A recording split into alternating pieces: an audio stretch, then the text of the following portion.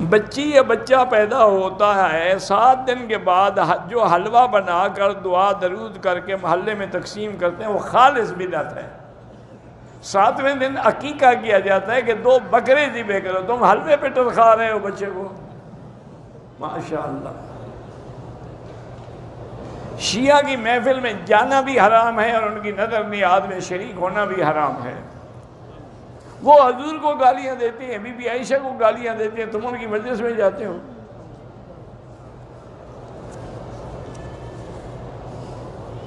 میت کو قبرستان لے جاتے ہوئے قرآن ساتھ رکھتے ہیں، بالکل بدعت ہے۔ میت کو جب 15 دن ہو جاتے ہیں سارے گھر والے اکٹھے ہو کے روتے رلاتے ہیں، یہ بھی بدعت ہے۔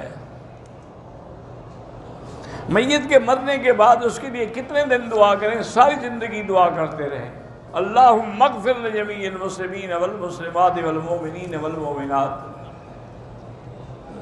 عورت اپنے ماں باپ کی قبر پر بھی نہیں جا سکتی ہے۔ جمعہ کے دن کپڑے دھونا منع ہے، کپڑے دھونا سنت ہے نہ کہ منع ہے۔ عجیب جاہل ہے، بھی حجامت کرے، کپڑے دھوئے، ناخن کاٹے تاکہ جمعہ کی تیاری کرے۔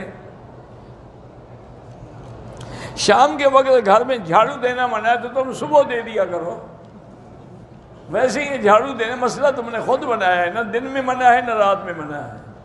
کوئی عورت یہ دعا کرے کہ میرا جو شوہر ہے نا جنت میں مجھے یہ نہ ملے، مجھے کوئی اور شوہر ملے، یہی ملے گا جس کے نکاح میں مرو گی انشاءاللہ، باقی ٹھیک ہو جائے گا، وہاں لڑائی جھگڑا نہیں ہوگا۔ میری بہن کا بیٹا فوت ہو گیا، اللہ اس کو صبر دے، اس سے کہیں کہ انا للہ و انا الیہ راجعون کی تسبیح پڑھا کرے۔ بغیر وضو بھی اذان ہو سکتی ہے۔ کسی زیارت سے یا کسی مزار سے مٹی اٹھا کے لینا بالکل ناجائز ہے، بدعت ہے، نہ اس میں کوئی شفا ہے۔ یہ پتہ نہیں ان کو تکلیف کیوں، بھئی خود تو وہ مر گئے ہیں اور تمہارے لیے ان کی مٹی میں شفا ہے، عجیب بات بھی ہو۔ قبرستان میں جب جنازہ لے جاتے ہیں تو اونچی آواز سے کلمہ پڑھنا بالکل بدعت ہے۔ اپنے ماں باپ کے نام پہ عمرہ بالکل کر سکتے ہیں۔ طواف ہمیشہ 7 چکر کا ہوتا ہے، 7 طواف نہیں ہوتے، 7 چکر کا ایک طواف ہوتا ہے۔ ہمارے بریلوی بھائی مسجدوں میں لاؤڈ سپیکر پہ مسجدوں کا چندہ مانگتے ہیں، آخر نے مسجدیں تو بنانی ہے نا، اگر وہ چندہ صحیح لگائیں تو چندہ کرنا تو منع نہیں ہے، چندہ کھا جانا منع ہے۔ دیکھا یہی کیا ہے کہ اکثر مولوی یہ چندے والے جو ہیں نا 10 سال سے چندے کر رہے ہیں، اپنی کوٹھیاں بن گئی، مسجد ابھی تک نہیں بنی۔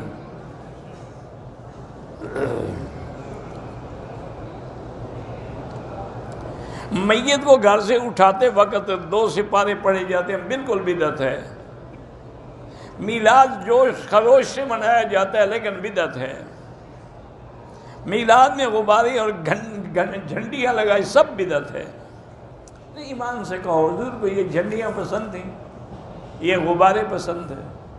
اللہ کے نبی اسی لیے آئے تھے کہ تمہیں غبارے لگانا سکھائیں۔ کچھ تو خوف خدا کیا کرو۔ تم نقل کر رہے ہو انگریزوں کی جو کرسمس مناتے ہیں کہ اس میں وہ لائٹنگ کرتے ہیں اور غبارے لگاتے ہیں اور کیا کیا کرتے ہیں۔ اللہ کے نام پہ منت ماننا بالکل جائز ہے۔ 11ویں بدعت ہے، حضور کے نام پہ انگوٹھے چومنا بالکل بدعت ہے۔ اذان سے پہلے صلاۃ السلام پڑھنا بالکل بدعت ہے۔ فرض نماز کے بعد کلمہ زور سے پڑھنا بدعت ہے۔ محرم الحرام میں 10-15 دیگیں تقسیم کرنا بالکل بدعت ہے۔ سارا سال حضرت حسین یاد نہیں آتے، تمہیں محرم میں یاد آتے ہیں۔ ادھر کہتے ہو کہ حضرت حسین کو پانی نہیں ملا اور تم دیگیں پکا کے کھلا رہے ہو، خود تو شرم کرو۔ تم اس دن روزہ رکھو، تم بھی پیاسے رہو اگر حسین کو مانتے ہو۔ یا علی مدد، علی مشکل کشا، یا غوث پاک، یہ شرک ہے، معمولی گناہ نہیں، شرک ہے۔ مشکل کشا اللہ کی ذات ہے۔ اگر ہمارا استاد شرک بدعت کا عقیدہ رکھتا ہے اس کے پیچھے نماز نہیں ہوتی۔ اللہ کے علاوہ نبی کو عالم الغیب کہا جاتا ہے، کوئی بھی عالم الغیب نہیں کہتا، کوئی کہتا ہے تو اس کو علم نہیں ہے۔ سارے قرآن حدیث میں دیکھیں کسی جگہ علم غیب ما سوا اللہ کے نہیں استعمال ہوا۔ اگر لفظ آئے ہیں تو اظہار عن الغیب، اطلاع علی الغیب، خبر اللہ دے دیں کسی غیب کی، وہ الگ بات ہے، لیکن علم غیب اللہ کا خاصہ ہے۔ یا اللہ تو کہتے ہیں، یا محمد کہنا جائز نہیں ہے، تو پھر اللہ کے برابر کر لیا نا آپ نے، ادھر بھی حرف ندا ادھر بھی حرف ندا، اور شرک کیا ہوتا ہے؟ اگر چھوٹا بچہ یا بچی فوت ہو جائے، اس کی چار پائی پر رہی ہے، اس کے گلے میں پیسوں کا ہار ڈالتے ہیں، یعنی آگے جا کے فرشتوں کو دے گا، بدعت ہے، جہالت ہے، اور کیا ہے؟ میرے والد صاحب نے میرا نکاح زبردستی کروا دی ہے، میں ابھی شادی کے لائق بھی نہیں ہوں، نہ کوئی روزگار ہے، کرا دیا تو خوشی مناؤ، نہ کہ والدین پہ ناراض رہو۔ نماز جنازہ کے بعد دعا جو مانگنا ہی بدعت ہے، تو فضائل کیا ہوں گے؟ خود جنازہ دعا ہے، تم نبی کی دعا کو چھوڑ کے مولوی کی دعا پر اعتبار کرتے ہو۔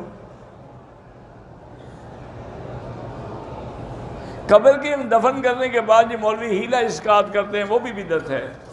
یہ تو مولویوں کے اپنے کھانے کے ذریعے ہیں، کبھی کل خانی، کبھی ہیلا اسقاط، کبھی 7 جمعراتیں، کبھی 40واں، اتنے میں کوئی اور بھی مر جائے گا محلے کا، مولوی کا کام تو چلتا رہے گا نا۔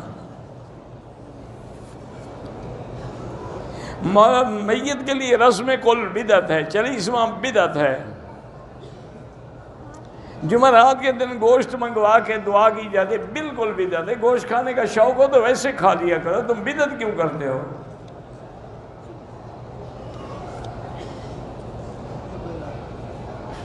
اپنے گھر میں کوئی مر جائے یا شادی کے موقع پر یا زیارت والے بابا جی کے نام پر موسیقی یا شعر و اشعار کا پروگرام کرنا بالکل ناجائز ہے۔ قبرستان میں قرآن لے کے جانا منع ہے۔ قبروں میں، قبرستان میں جا کے قبر والوں کو وسیلہ بنانا بالکل ناجائز ہے۔ جنازے کے آگے توشہ، حلوہ، چھوارے لے جاتے ہیں، بالکل حرام ہے۔ دلہن کے گھر سے نکالتے وقت ڈولی میں برکت کے لیے قرآن مجید رکھا جاتا ہے، بالکل ناجائز ہے اور گناہ ہے، اور قرآن لعنت کر رہا ہوتا ہے، کس نے مجھے ساری زندگی نہیں پڑھا، شادی کے دن ساتھ کر رہے ہو۔ عورت نے عشاء کے فرض تو پڑھ لیے، وتر سوچا تہجد میں پڑھوں گی، حیض آ جائے تو پھر وتر نہیں پڑھ سکتی، بعد میں جب نمازیں قضا کرے گی وتر بھی قضا کرے گی۔ ہمارے ہاں اہل حدیث حضرات ظہر کی اذان 12:45 پہ ہوتی ہے، عصر 3:50 پہ۔ ہم اہل حدیث کی اذانوں پر بھی نماز پڑھ سکتے ہیں، وہ اول وقت میں پڑھتے ہیں، ہم آخر وقت میں پڑھتے ہیں، وقت تو دونوں جائز ہیں، حدیث میں ثابت ہیں۔ میں دوسری شادی کرنا چاہتا ہوں، بالکل کریں، شریعت میں منع نہیں ہے، لیکن آپ کے ملک کے قانون میں اگر منع ہے، تم جانو قانون جانے، کسی وکیل کے پاس جاؤ، وہ کوئی راستہ نکالے گا۔ ایک لڑکے نے اپنی بیوی کو مارا اور غصے میں اس کو بولا میری طرف سے طلاق ہے، بہرحال بولا ہے تو طلاق تو ہو گئی۔ اب یہ اللہ جانتا ہے اس نے 1 کہی ہے یا 3 کہی ہے، اگر 1 کہی ہے تو رجوع کر لیں، اور 3 ہے تو رجوع ہو ہی نہیں سکتا۔ بہرحال یہ ہے کہ سنت اور نوافل کا فائدہ یہی ہوتا ہے کہ اگر فرائض میں کوئی کمی ہوگی تو اس سے پورا کر دیں گے، باقی جو نمازیں قضا ہیں وہ پڑھنی پڑیں گی۔ میں نے سر پہ نقلی بال اگائے ہوئے ہیں، وہ عمرے کے بعد قصر کریں، وہ قصر تو کرنی پڑے گی جیسے تم نے رکھے ہوئے ہیں۔ میری ٹانگیں بے جان ہیں، میں واش روم میں ہوتی ہوں، اذان ہوتی ہے، بالکل اذان کا جواب نہ دیں، سر پہ دوپٹہ بھی نہیں ہوتا، کوئی بات نہیں۔ واشنگ مشین میں اگر ناپاک کپڑا ڈالا جائے تو باقی کپڑے بھی پلید ہو جائیں گے، لیکن جب دھل جائیں تو پھر صاف پانی میں ایک دفعہ سب کو دھو لیں۔ میں حصے داری میں تجارت کرنا چاہتا ہوں، 1 لاکھ روپیہ دیا، ابھی تک تجارت میں شریک نہیں ہوا، اب یہ پیسہ زکوٰۃ میں شامل کرنا ہے۔ جب آپ تجارت کر رہے ہیں تو جو پیسہ آپ کو ملے گا اس کی زکوٰۃ دیں گے، آپ اس کی بھی دیں گے، کیونکہ یہ بھی تو آپ کے اصل ہے نا۔ اگر کسی عورت کو حیض نہیں آیا لیکن اس کو محسوس ہو رہا ہے کہ آئے گا، نہیں، اس کو حیض نہیں سمجھا جائے گا۔